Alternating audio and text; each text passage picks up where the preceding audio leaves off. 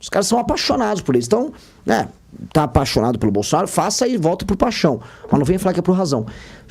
Curiosamente, por mais que eu tenha essas opiniões duras, não é isso que está me fazendo, vamos dizer, rodar o Brasil. Eu sou hoje o pré-candidato a presidente com o maior número de propostas e proposições. Eu rodei o Nordeste falando basicamente sobre diminuição do número de municípios, reforma administrativa, fim do Bolsa Família no modelo que a gente conhece. E isso vem sendo interessante. Mas, naturalmente, sou instado a falar: o que você acha do Lula? Eu vou lá falar. O que você acha do Flávio? Eu vou falar. Agora, saiu uma Real Time Big Data hoje, que o senhor pontuou no eventual segundo turno, com 18% contra o Lula.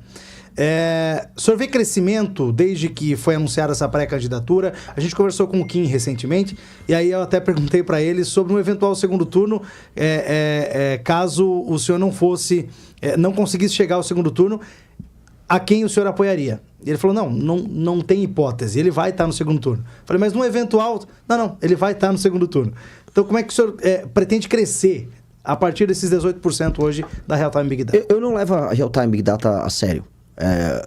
É complicado falar isso, eu sou um pré-candidato a presidente, mas 70% das pesquisas, dos institutos de pesquisa no Brasil, são institutos que estão à venda, não são sérios. Então, quando vem o Real Time Big Data, eu conheço o instituto, não levo a sério. Assim como eu não levo a sério outros tantos, eu não levo a sério Paraná Pesquisa, por exemplo. Por diversas razões, não vou aqui... Tem que tomar cuidado para não cruzar uma linha. Mas certos institutos, como o Quest, ou Datafolha, ou Atlas, eu olho e levo a sério. São institutos sérios que têm um trabalho sério de mercado. Outros, eu não posso usar, vamos dizer, os mesmos termos. Na Atlas e na Quest, eu venho subindo consistentemente. Não exponencialmente, mas consistentemente. E o que essas pesquisas demonstram? Que eu cresço e vou especialmente bem nas gerações mais novas e pessoas com boa escolaridade. E eu acho que isso é um sintoma de um fenômeno político novo. Por quê? O Milley começou com homens jovens, o Trump começou com homens jovens, o próprio Bolsonaro começou com homens jovens. Isso é indicativo de um processo que se inicia. Dito isso, né, quando a gente vai falar no longo prazo, no long run, nós não imaginamos e não vamos trabalhar em nenhuma hipótese para não ir para o segundo turno, e não imaginamos nenhum cenário de segundo turno sem nós. Não senta num jogo imaginando que você vai perder. Eu não vou entrar no jogo imaginando que eu vou perder. Só acaba quando termina. Nós e nosso time só vamos trabalhar para ir ao segundo turno, e não há nenhum outro cenário que não seja enfrentar o Lula e derrotar o Lula no segundo turno. Só para não perder o time, Kiko, rapidinho, ele falou sobre homens jovens. O Bolsonaro, inclusive, escolheu o Milley. Nicolas Ferreira, o que o senhor pensa do Nicolas? É uma farsa. O Nicolas Ferreira é uma farsa. O Nicolas Ferreira é uma continuação daquilo que a gente falou do Manga, do que a gente falou dos Bolsonaro. É entretenimento político para as massas. É uma farsa forte. É uma grande farsa. O Lula também é uma grande farsa forte. A Erika Hilton é uma farsa poderosíssima. O problema do Brasil é a ausência de pessoas que falem a verdade, que sejam autênticas e que falem dos problemas das pessoas e só entreguem para o próprio público. O público quer ouvir. Para a Erika Hilton, o maior problema do Brasil é pronome. E aí fica aquela massa de pessoas que apoiam ela falando disso. Pro Nicolas Ferreira, ele fica criando um culto ao redor dele. Por exemplo, saiu hoje na coluna da Malu Gaspar, o Nicolas Ferreira, não sou eu inventando nada, não é implicância minha. O avião, o jatinho que ele ficou viajando pelo Brasil com o André Valadão, os dois juntinhos, pareciam dois pombinhos viajando de cidade em cidade para apoiar o Bolsonaro. Sabe de quem era o avião? Não. Daniel Vorcaro. O Daniel Vorcaro, do Banco Master, bancou a turnê do André Valadão com o Nicolas Ferreira em 2022. No momento, o ano de 2022 foi um dos anos que mais o governo Bolsonaro beneficiou o Banco Master. Foi ali que saiu uma medida provisória que permitia o aumento do crédito consignado e o empréstimo sobre o crédito consignado. E o Cred Sexta, que era um produto financeiro corrupto que havia dentro do Banco Master, explodiu ali em 2022. Pois bem, nesse mesmo ano, o Daniel Vorcaro, o dono do Banco Master, cede um jatinho pro André Valadão, da Igreja Lagoinha, amicíssimo do Nicolas. Muito amigo. Um banco também, né? Que tinha a Clava Forte, uma fintech que fechou no dia que o Daniel Vorcaro foi preso. Curiosamente, aquelas coincidências que acontecem. E o Banco Master tem gente da esquerda e da direita? Tudo, direita, esquerda, centro, em cima, embaixo, tem... Se bobear, até a gente que tá aqui nessa sala tá e não sabe. É um escândalo bizarro. Ele comprou a República inteira. Esse Daniel Vorcaro, eu venho alertando as pessoas muito. Esse cara comprou a República inteira. Inclusive o Supremo. Óbvio. O Supremo está envolvido até o pescoço no escândalo do Banco Master. Veja, o Ricardo Lewandowski, que hoje é ministro da Justiça, mas estava no Supremo até ontem, ele tinha um contrato de 250 mil reais mensais para ser, não é nem assessor, consultor. O Guido Mantega, que não é STF, mas foi ministro do Lula, recebia R$1 milhão por mês para fazer Consultoria econômica. Primeiro, quem se consulta em termos econômicos com o Guida Mantega, um dos piores E ministros o da história do Brasil? ex-presidente do Banco Central, por que não agiu? O O Roberto Campos. Excelentes perguntas. Ele não agiu porque ele foi um dos primeiros a se tornar amigo do Daniel Vorcaro.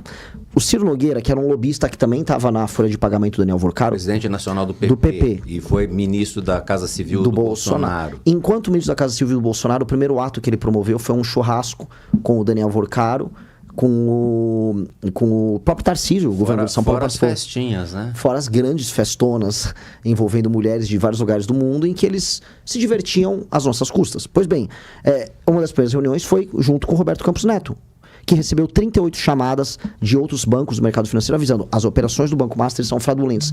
E o Roberto Campos Neto não fez nada, ele esqueceu. Só no final, já quando virou de governo, aí ele começou a fazer coisas contra o Banco Master, porque a situação do Banco Master ficou absolutamente insustentável. Eu li, peço permissão ao Caio, eu li parte das suas propostas. São propostas que realmente agradam, a diminuição do tamanho do Estado, na questão da segurança pública, na economia, uma menor intervenção do Estado, portanto uma economia liberal. Diminuir o número de cidades, você falou, não é muito utópico, porque o sistema está podre, o Renan Santos. Como é que você faz isso com um Congresso que não vai mudar muito e que adora os mamilos do poder, das emendas parlamentares, tanto na Câmara como no Senado? A República está apodrecida. Como é que você não vai ser um Dom Quixote? Não, na verdade, o problema... E o que você deixa dessa campanha, a presidência da República, ganhando ou perdendo? Vamos lá. Primeira pergunta é viabilidade das minhas propostas. Se você reparar, as minhas propostas elas são absolutamente normais. O Brasil é um país tão absurdo que você fazer o normal se tornou uma revolução. Então, quando a gente fala, o Brasil, ele está tomado de municípios, assim, é um número bizarro, a Gruta tem mais de 5.500 tantos municípios. Quando você olha esse número, você fala, isso não é normal. Boa parte desses municípios, mais de 2.000, tem como principal atividade econômica a administração pública, ou seja, dinheiro público. Os municípios, portanto, são ficções. Qualquer administrador público racional falaria, vamos fundir esses municípios. Isso não é revolucionário, não deveria ser. Mas no Brasil soa revolucionário, soa quixotesco, como você colocou, porque no Brasil a gente nunca faz o básico. No Brasil, quase 94 milhões de pessoas estão vivendo em alguma medida de auxílios, e a população é de 213 milhões. Quando você tira as crianças, os jovens que não trabalham e pessoas que têm, vamos dizer, problemas de saúde incapacitantes, a gente percebe que a maior parte das pessoas não está trabalhando e produzindo, está dependendo do Estado. E a gente acha isso normal também. A gente acha anormal no Brasil... Ou melhor, a gente acha revolucionária a ideia de que um bandido reincidente que te assalta 2 vezes, ele tenha que ficar em cana por mais de 15 anos.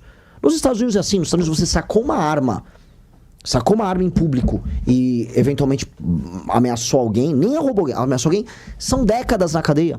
Aqui no Brasil o cara sai depois de meses se ele te comete um assalto à mão armada, rouba teu celular. E aí eu falo, não, vou aumentar as penas. Mas cuidado, isso é revolucionário.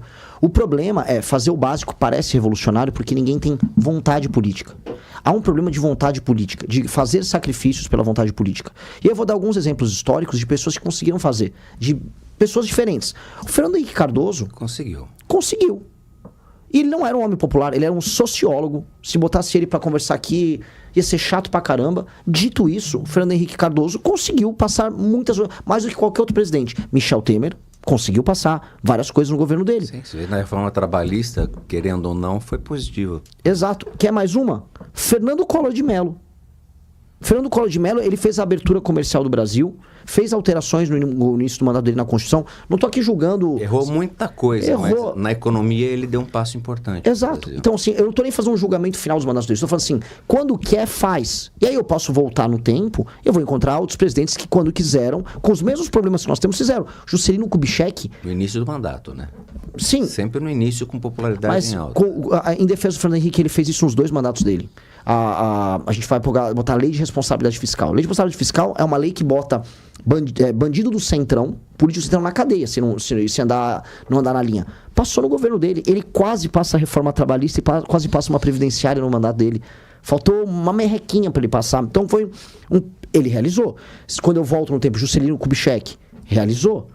Quando eu volto no tempo... O próprio Vargas, por mais que foi um ditador, no período que ele foi presidente, ele realizou algumas coisas. Então, quando o presidente quer e há um trabalho assim, focado, ele realiza. O problema, eu jogo um desafio para todo mundo que está nos assistindo. Qual era a proposta do Lula quando o Lula entrou no poder? As pessoas não vão lembrar. Não tinha proposta. O Lula, ele não apresentou um plano de governo quando ele ganhou. O Lula sequer tinha apresentado quem ia assumir a economia. O Lula ganhou falando que ia dar picanha. Ele fez uma carta, né? Carta aos brasileiros. Em 2002. Isso, para acalmar o mercado, porque ninguém imaginava o que ele poderia fazer, um candidato de esquerda vencer. Aliás, o único candidato que começou a esquerda a governar o Brasil, basicamente, sempre foram militares e presidentes da direita, né? Nós temos, na verdade, uma esquerda. Sabe, João Goulart, que também tinha primeiro-ministro, o Tancredo Neves, mas se a gente for ver na história, a partir de Lula e Dilma, que a gente pode ter no primeiro mandato do Lula, que surfou na onda do Fernando Henrique, depois nós tivemos uma gastança pública imensa, né? O Estado pesado, veja os Correios aí quebrado, um rombo atrás do rombo e não se privatiza. Né? Sim. Deixa eu fazer uma última pergunta da minha parte, pelo menos, e aí me permita te provocar um pouco. Deve provocar, fique à vontade, não por favor. Não precisa ser a última, não, pode ser bastante. Você falou que o Nicolas é uma farsa, você falou que o Lula é corrupto, que o Flávio é corrupto, atacou esquerda e direita. Ganhando a eleição, seu partido ainda é um partido pequeno, minoritário. Como é que você vai governar? Bom, primeiro, se eu ganhar a eleição, coisa que eu vou trabalhar muito seriamente para conseguir, significa que eu também vou fazer uma bancada grande. Então, meu partido não será mais um partido pequeno. Se eu ganhar a eleição vindo de um partido que está na sua primeira eleição, eu só o farei por ser parte de uma eleição que será plebiscitária. E o que é uma eleição plebiscitária? O tema da eleição será destruir o crime organizado. A pessoa vai votar na urna 14 se ela quer derrubar o crime organizado. E se ela não quiser derrubar o crime organizado, se ela não quiser prender e matar as lideranças do crime,